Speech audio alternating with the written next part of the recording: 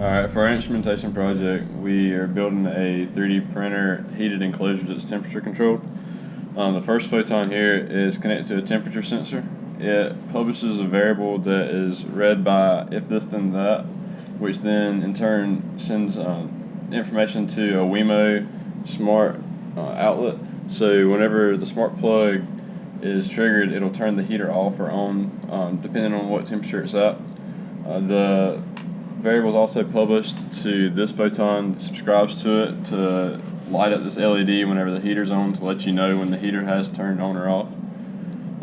For the purposes of this video, we have temperature set to 78 degrees for the heater to turn off at, so that I can hold onto the sensor and you can actually see the light turn off, and then there'll be a small delay and the heater will turn off afterwards.